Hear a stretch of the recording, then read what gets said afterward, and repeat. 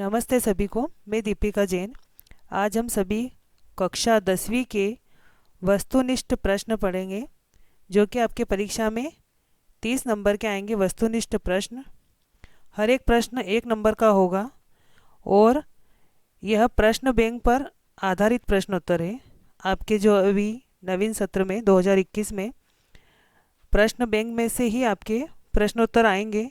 तो यहाँ पर वस्तुनिष्ठ प्रश्न जो है सभी पाठों के, जो पाठ इस साल आपके कोर्स में है उन सभी पाठों के यहाँ पर जो है वस्तुनिष्ठ प्रश्न दिए गए हैं प्रश्न बैंक में से उत्तर सहित। तो यहाँ पर आपके ये 30 नंबर का होगा।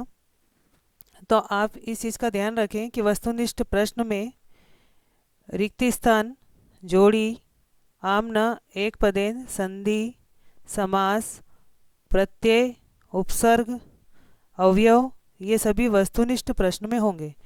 तो यहाँ पर वस्तुनिष्ठ प्रश्न का पहला प्रश्न दिया है, प्रकृति असंतुलनमेव पर्यावरणस्य किं भवति।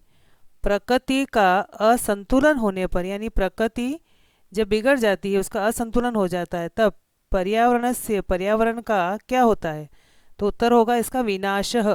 4 ऑप्शन आएंगे आपके एग्जाम में, उनमें सही रहेगा विनाश। प्रकृति के असंतुलन से पर्यावरण का क्या होता है, तो विनाशः, विनाश होता है। दूसरा प्रश्न है, ममेव इत्यस्मिन् पदे, ममेव इस पद में संधि अस्ति, कौन सी संधि है। तो आप ध्यान रखें जिसके ऊपर 2 मात्रा आती है, जैसे सदैव, ममेव, वहाँ पर वृद्धि स्वर संधि होती है। ये स्वर संधि का भेद है। स्वर संधि 6 प्रकार की होती है, उनमें से वृद्धि संधि है। वृद्धि संधि में मम प्लस एव, एड़ी की मात्रा जो होती है वो एनक की बन जाती है। एनक की मात्रा यानी 2 मात्रा, तो यहाँ पे हो जाएगा ममेव। इसमें संधि है वृद्धि स्वर संधि। इसकी जगह सदैव आ जाए तो भी, तो यहाँ ममेव में वृद्धि स्वर संधि है।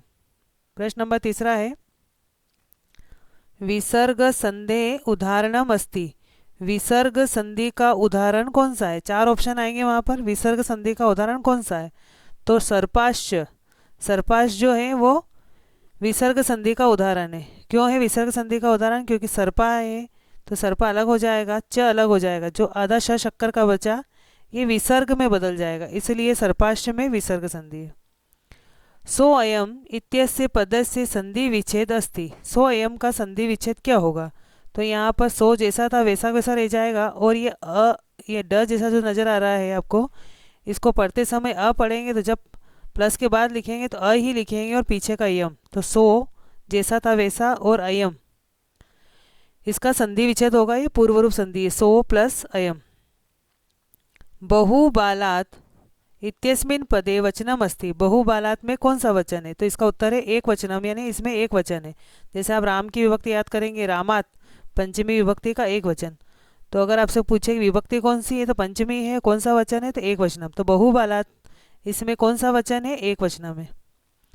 श्रुत्वा इत्यस्मिन् पदे प्रत्यय अस्ति। श्रुत्वा में कौन सा प्रत्यय, जिसके पीछे त्वा दिखाई देता है, त्वा या ट्वा, जैसे दृष्टवा, श्रुत्वा, पठित्वा, लिखित्वा, चलित्वा, मिलित्वा, तो उसमें कत्वा प्रत्यय होता है, आधा क आधा त और वाकत्वा। तो श्रुत्वा इसमें कौन सा प्रत्यय है, कत्वा। प्रश्न नंबर 7 है, काकस्य इत्यस्मिन् पदे विभक्ति अस्ति। काकस्य जो है इसमें, इस पद में यानी शब्द में, काकस्य जो शब्द है इसके अंदर विभक्ति कौन सी है। 7 विभक्ति, 7 में से कौन सी है, तो जिसमें भी आधा स और य आता है उसमें षष्ठी विभक्ति होती है। जैसे राम की विभक्ति आप याद करेंगे, रामस्य, तो षष्ठी विभक्ति है और एक वचन है षष्ठी विभक्ति का। तो विभक्ति पूछी है यहाँ पर, तो षष्ठी विभक्ति है इसके अंदर। इसके बाद प्रश्न नंबर 8 दिया है, शाखासु इत्यस्मिन् पदे वचनम अस्ति। शाखा शब्द स्त्रीलिंग है, जैसे रमा की विभक्ति में याद करेंगे ऐसे ही शाखा की है। तो रमा की विभक्ति में आपके यहाँ पर आता है रमासु। तो यहाँ शाखासु में कौन सा वचन है, तो ये बहुवचनम पे आता है। जब भी आप रमा की विभक्ति याद करेंगे तो उसमें सप्तमी विभक्ति जो है उसका बहुवचन आता है रमासु। तो यहाँ शाखासु इसमें सप्तमी विभक्ति है, वचन पूछा है तो इसलिए बहुवचनम है। प्रश्न नंबर 9 है, विभज्य इत्यस्मिन् पदे उपसर्ग अस्ति। विभज्य में कौन सा उपसर्ग है, तो उपसर्ग की परिभाषा ध्यान रखें। ये धातु है भंज धातु, तो इस धातु के आगे जो लग जाता है वो उपसर्ग है। तो यहाँ पर वी उपसर्ग लगा हुआ है, तो विभज्य में उपसर्ग कौन सा है? वी है। इसके बाद प्रश्न नंबर 10वां, अवदन इत्यस्मिन् पदे लकार अस्ति। अवदन में कौन सा लकार है? तो आप ये ध्यान रखें, ये वद धातु है। वद धातु यानी क्रिया, वर्ब।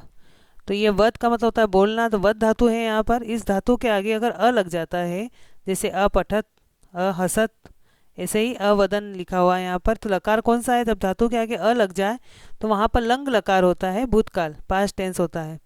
तो इंग्लिश में कहेंगे तो पास्ट टेंस, हिंदी में कहेंगे तो भूतकाल, और संस्कृत में आपको बताना है तो आगे अ लगा देंगे तो ये समझ में आ जाता है कि भूतकाल है। तो ये अवदन में कौन सा लकार है? तो लंग लकार है।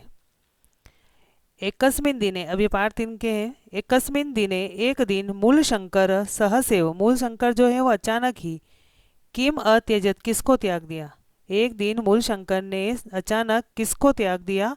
तो उत्तर इसका गृहम, घर को त्याग दिया था उन्होंने, अचानक घर को त्याग दिया, इसलिए गृहम। मूर्ति राशित इत्यस्य, मूर्ति राशित जो शब्द है पदस्य यानी इस शब्द में संधि विच्छेद अस्ति। इस शब्द का संधि विच्छेद क्या है? तो यहाँ पर हम देखेंगे इसका संधि विच्छेद जब करेंगे तो मूर्ति जैसा था वैसा लिखा, मूर्ति, और र में आ मिला हुआ है, तो आ को जैसे ही बाहर निकालेंगे र हो जाएगा आधा, और ये शब्द बन जाएगा आसित। तो इस प्रकार से मूर्ति जैसा था वैसा लिखा, और बाद वाला आसित उसके पीछे का लिख दिया। अभी आ की मात्रा हमने र में से बाहर निकाली तो र हो जाएगा आधा, और आधा र जो है वो विसर्ग में बदल जाता है। तो इसलिए इसका संधि विच्छेद होता है मूर्ति प्लस आसित। प्रश्न नंबर 13 है, विसर्ग संधे उदाहरणम अस्ति। विसर्ग संधि का उदाहरण कौन सा है? 4 ऑप्शन आएंगे एग्जाम में, उनमें से विसर्ग संधि का उदाहरण कौन सा है? तो मूर्ति राशित विसर्ग संधि का उदाहरण है, क्योंकि हमने ऊपर ही पढ़ा है कि मूर्ति राशित में र जो है विसर्ग बदल जाता है, इसलिए विसर्ग संधि का उदाहरण कौन सा है? तो मूर्ति राशित है। इसके बाद दिया है दयानंदस्य इत्यस्मिन् पदे वचनम अस्ति। दयानंदस्य जो शब्द है इसके अंदर कौन सा वचन है?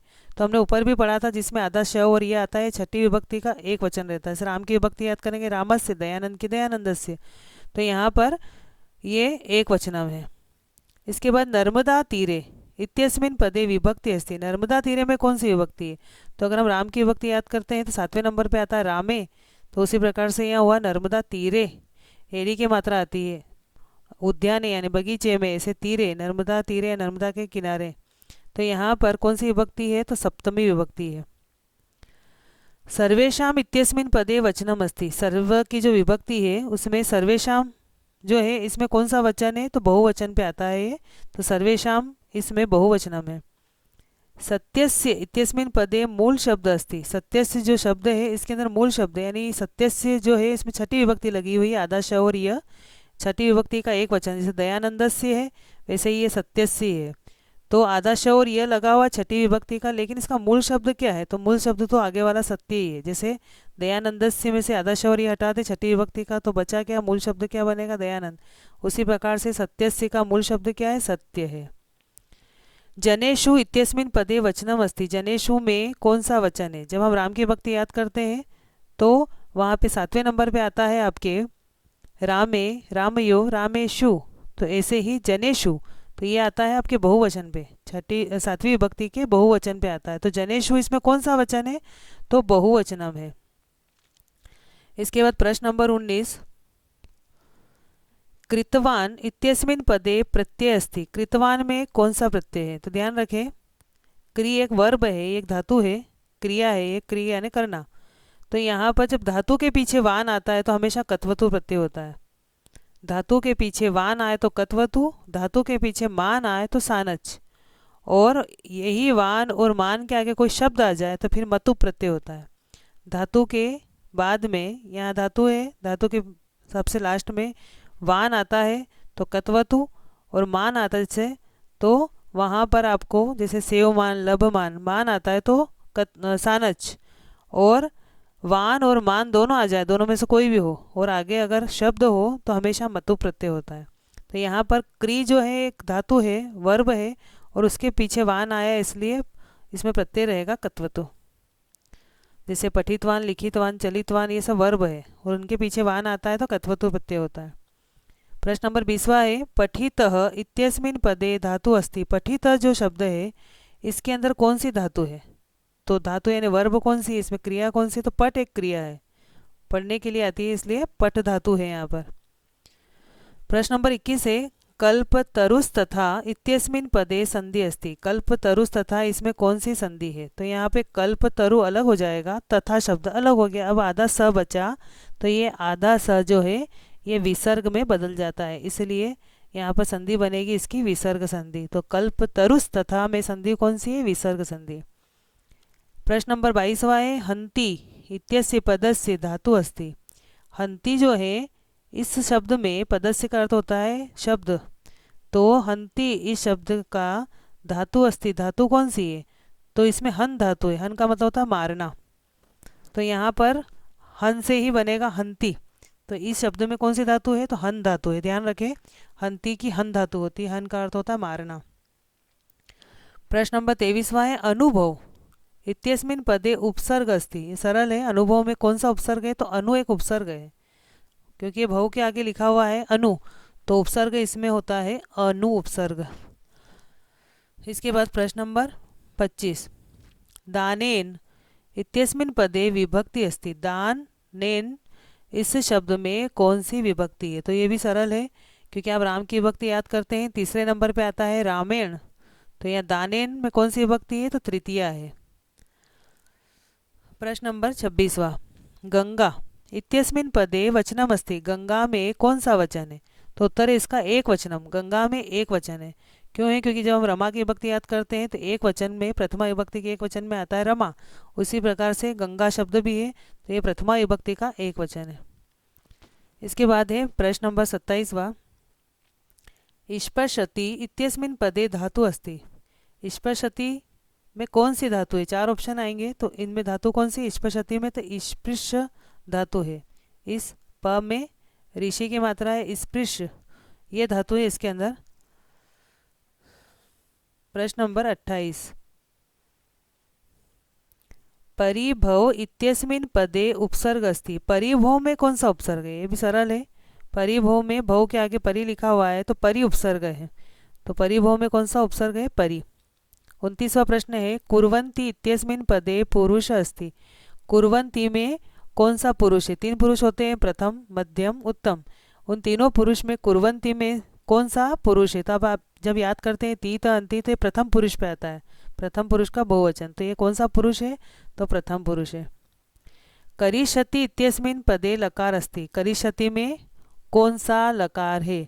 तो आप ये ध्यान रखें जब भी आधा श और य आता है, श छतरी वाला हो या आपके स सरोते वाला हो या स षटकोण वाला हो, हमेशा ये ध्यान रखें आधा श और य आ जाता है तो वहाँ पर लकार होता है लिट, ल के नीचे ऋषि की मात्रा, लिट लकार, इसका मतलब होता है फ्यूचर टेंस, भविष्यकाल।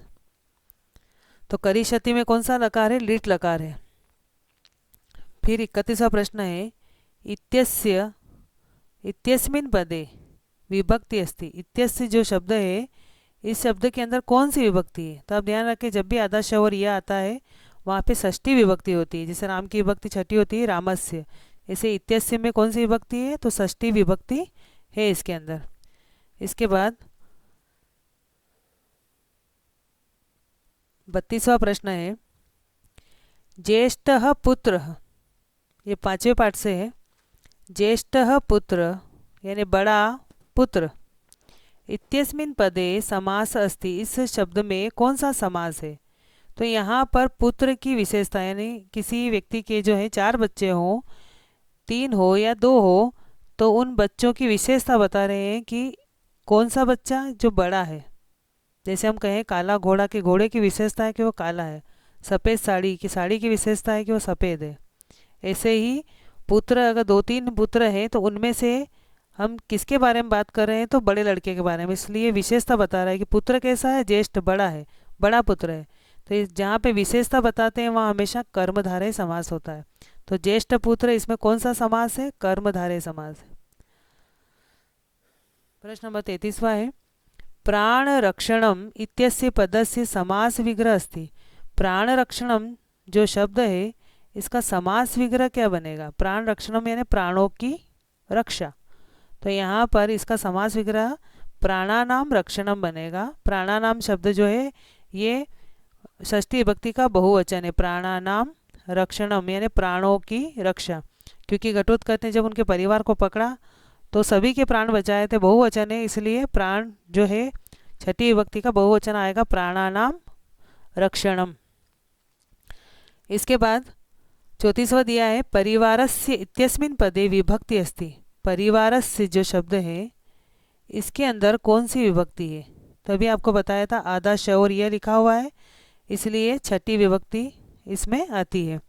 परिवारस्य जिसमें आधा श और यह आएगा वो छठी विभक्ति है, तो षष्ठी। इसके बाद दिया है 35वां तया इत्यस्मिन् पदे वचनम अस्ति। तया जो शब्द है इसके अंदर कौन सा वचन है? तो यहाँ पर आप जब तत् की विभक्ति याद करेंगे तो उसमें आता है तया शब्द। तो तया जो है इसमें कौन सा वचन है? तो एक वचनम है। प्रश्न नंबर 36वां दत्वा इत्यस्मिन् पदे प्रत्यय अस्ति। ये भी आपको बताया था कि दत्वा इसमें कौन सा प्रत्यय है? जिसके पीछे त्वा आएगा वहाँ पर प्रत्यय होता है कत्वा। प्रश्न नंबर 37वां है परिज्ञाय इत्यस्मिन् पदे उपसर्ग अस्ति। परिज्ञाय में कौन सा उपसर्ग है? तो यहाँ ज्ञा धातु है, तो यहाँ पर जानने के अर्थ में ज्ञा धातु का प्रयोग होता है। इसके आगे परि लिखा हुआ है, तो इसमें कौन सा उपसर्ग है? तो परि उपसर्ग है। इसके बाद प्रश्न नंबर 38वां है इच्छसि इत्यस्मिन् पदे धातु अस्ति। इच्छसि में कौन सी धातु है? वर्ब कौन सी है यानी क्रिया कौन सी है? तो इच्छ एक क्रिया है, तो यहाँ पर इच्छ के नीचे हलंत वाला लिखेंगे, इच्छ क्रिया है इसके अंदर। मुंचसी इत्यस्मिन् पदे लकार अस्ति। मुंचसी में कौन सा लकार है? अब आप देखेंगे इसमें आधा श और यह तो नहीं है बीच में, इसका मतलब ये लिट लकार भी नहीं है, आगे अनार का लिखा हुआ भी नहीं है, इसका मतलब ये लंग लकार भी नहीं है, एडी की मात्रा भी नहीं है, तो यहाँ पे विधिलिंग भी नहीं है। तो तीत अंति जिसके पीछे आते हैं वो हमेशा लट लकार होता है, तो यहाँ पर कौन सा लकार है? लट लकार है। तीत अंति सीत था अमी आवा आमा जिसमें आते हैं वो लट लकार होता है, तो यहाँ पर ये लट लकार है। प्रश्न नंबर 40वां है गमिष्यामि इत्यस्मिन् पदे वचनम अस्ति। गमिष्यामि में कौन सा वचन है? तो आप देखेंगे यहाँ पर आमी लिखा हुआ है, तो जब आप याद करेंगे तीत अंति सीत था आमी, तो ये एक वचन पे आता है, तो इसलिए ये उत्तम पुरुष का एक वचन है। तो कौन सा वचन है? एक वचन में। प्रश्न नंबर 41 है विद्यालय इत्यस्य पदस्य। विद्यालय जो है इस शब्द का संधि विच्छेद अस्ति। संधि विच्छेद क्या होता है? तो विद्या प्लस आलय, यहाँ दीर्घ संधि बनती है, प्लस के पहले भी आ है और बाद में भी आ है, दोनों आ मिलके यहाँ पर एक बार ही आ लिखते हैं, तो ये विद्यालय शब्द बनता है। तो विद्या प्लस आलय विद्यालय। इसके बाद प्रश्न नंबर 42 गणेश इत्यस्य पदे संधि अस्ति। गणेश इस शब्द में कौन सी संधि है? तो गण प्लस इसका संधि विग्रह बनता है गण प्लस इश। प्लस के बाद में अगर ई आता है वो जोड़ते समय ए बन जाता है, ई का ए, तो वो गुण संधि होती है। जब भी प्लस के बाद में जैसे गण प्लस इस, तो प्लस के बाद में ई आता है तो ई का ए बनता है, वहाँ हमेशा गुण संधि होती है। ई का ए ऊ का ओ, जैसे महोदय महा प्लस उदय ऊ का ओ बन जाता है, और ई का ए। नर प्लस इंद्र नरेंद्र, नरेंद्र महेंद्र गजेंद्र, ये जो नाम होते हैं गुण संधि वाले होते हैं। तो गणेश इसमें कौन सी संधि है? तो गुण स्वर संधि है। स्वर संधि का ही भेद है गुण संधि, तो गुण स्वर संधि है इसके अंदर। विसर्ग संधि उदाहरणम अस्ति। विसर्ग संधि का उदाहरण कौन सा है? 4 ऑप्शन आएंगे, उनमें से विसर्ग संधि का उदाहरण कौन सा है? तो मनोहर जो है वो विसर्ग संधि का उदाहरण है, क्योंकि इसका संधि विच्छेद होता है मन और प्लस हर, ओ की मात्रा जो है ये ओ की मात्रा विसर्ग में बदल जाती है, इसलिए मनोहर में विसर्ग संधि है। प्रश्न नंबर 44 है उल्लास इत्यस्य पदस्य संधि विच्छेद अस्ति। उल्लास इस शब्द का संधि विच्छेद क्या होता है? तो ये उत लास लिखा हुआ है, तो लास अलग हो जाएगा, ऊ अलग हो गया, आधा ल जो है इसके सामने यहाँ पर ये ल जो है पहले क्या था? त था, तो यहाँ उत प्लस लास हो जाएगा। जब भी ये त तरबूज का आता है और उसके सामने ल आ जाए तो ये त भी ल में बदल जाता है। त के सामने जब ल आ जाता है तो जोड़ते समय ये त क्या करता है? जैसा सामने वाला होगा वैसा भी ये बदल जाता है जोड़ते समय में। तो इसीलिए जब इनको मिलाया तो ये त जो है ल को देख करके ये भी ल में बदल जाता है, तो त आधा तो ल भी आधा, इसलिए जोड़ते समय उल्लास शब्द बन जाता है। जब संधि विच्छेद करेंगे तो वापस उत प्लस लास हो जाएगा। प्रश्न नंबर 45वां है, देवराजस्य इत्यस्मिन् पदे विभक्ति अस्ति। देवराज जो शब्द है इसमें कौन सी विभक्ति है? तो आप देखिए आदर्श और यह जिसमें आएगा वो षष्ठी विभक्ति रहेगी। वासुदेव इत्यस्मिन् पदे वचनम अस्ति। वासुदेव में कौन सा वचन है? तो इसमें एक वचन में, जैसे हम राम की विभक्ति याद करेंगे, रामः प्रथमा विभक्ति का सबसे एक वचन जो है उसमें आता है, जो नाम होगा रामः, श्यामः, गज, बालकः, जो भी अपना नाम है वो नाम आकर के विसर्ग आ जाता है अकारांत पुल्लिंग शब्द में। तो ऐसे वासुदेव में भी उसका नाम आया और विसर्ग आया, इसका मतलब ये प्रथमा विभक्ति का एक वचन में। तो वचन पूछा है इसलिए लिखेंगे एक वचन। गमनात् इत्यस्मिन् पदे विभक्ति अस्ति। गमनात् में कौन सी विभक्ति है? आ की मात्रा और त आया है, जैसे राम की करेंगे हम तो पंचमी विभक्ति पर आता है रामात्। ऐसे गमनात् में कौन सी विभक्ति है? तो पंचमी है।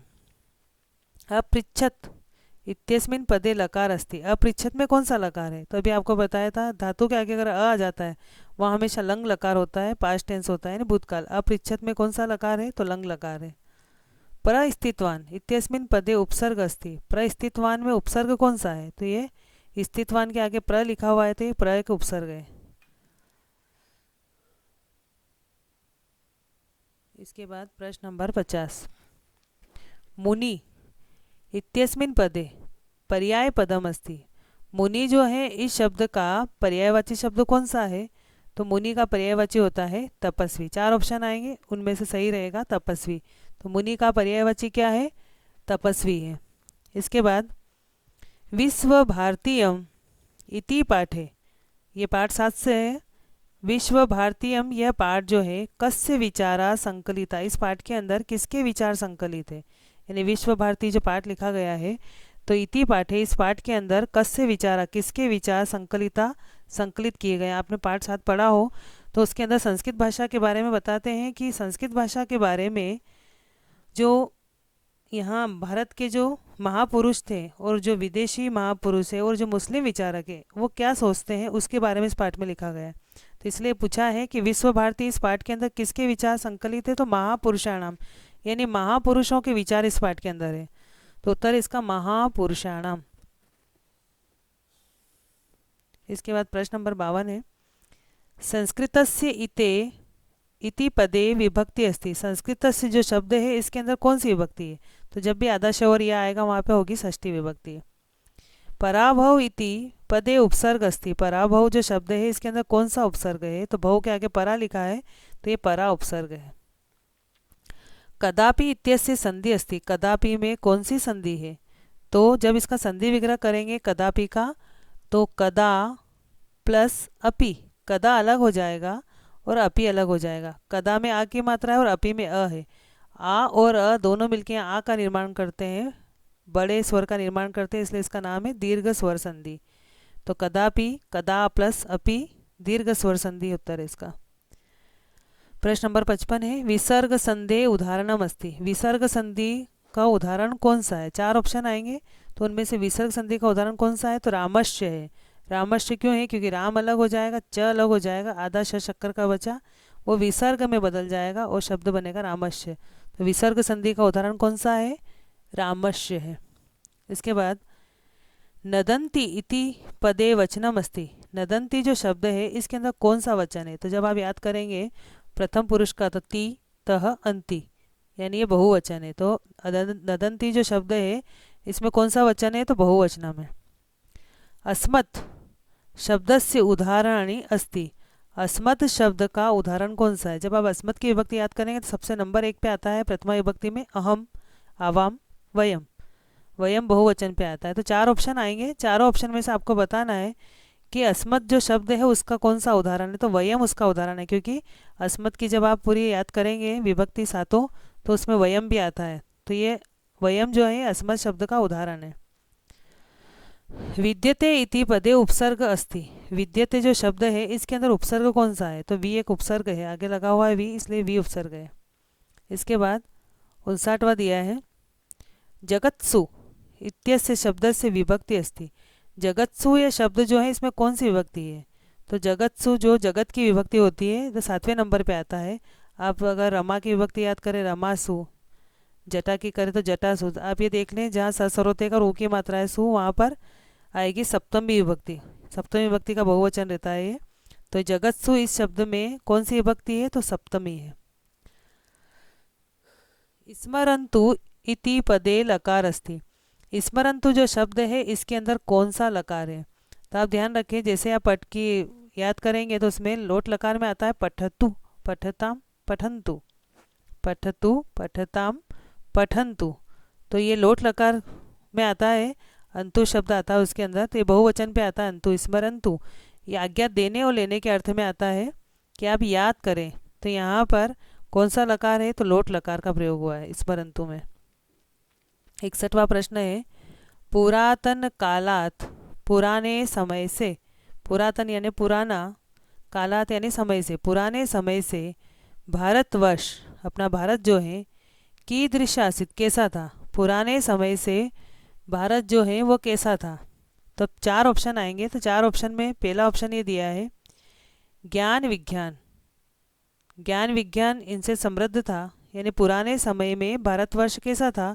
तो आपके पाठ के अंदर आया है, पाठ 10 में है कि पुराने समय में भारत जो है वो ज्ञान विज्ञान से समृद्ध था, धन धान्य से भी समृद्ध था, शौर्य पराक्रम, शौर्य और पराक्रम से भी समृद्ध था। ये लाइन लिखी हुई है आपके पाठ 10 में कि पुरातन कालाद भारतवर्ष, पुराने समय से भारतवर्ष ज्ञान विज्ञान क्षेत्रे समृद्ध आसीत, धन धान्य क्षेत्रे समृद्ध आसीत, शौर्य पराक्रम क्षेत्रे समृद्ध आसीत। यानी पुराने समय में भारतवर्ष जो है ज्ञान विज्ञान से भी संपन्न था, धन धान्य से भी संपन्न था और शौर्य पराक्रम से भी संपन्न था। तो आपके 4 ऑप्शन में पहला आएगा ज्ञान विज्ञान, दूसरा धन धान्य, तीसरा शौर्य पराक्रम और चौथा ऑप्शन रहेगा सर्वा, यानी सभी सही है। तो पुराने समय में भारतवर्ष कैसा था? तो ये चारों, ये पहला दूसरा तीसरा तीनों ऑप्शन सही है। तो चौथे नंबर का आंसर लिखेंगे हम सर्वा, यानी सभी सही है। तो इसका उत्तर रहेगा सर्वा। तो इस प्रकार से आपके यहाँ पर अभी आधे वस्तुनिष्ठ हुए हैं, आधे और बाकी है। तो आगे आने वाले वीडियो में बाकी के जो बचे हैं वस्तुनिष्ठ प्रश्न वो हम हल करेंगे। तो आप जितने प्रश्न हो चुके हैं वीडियो के माध्यम से इनको याद करने की कोशिश करें। धन्यवाद।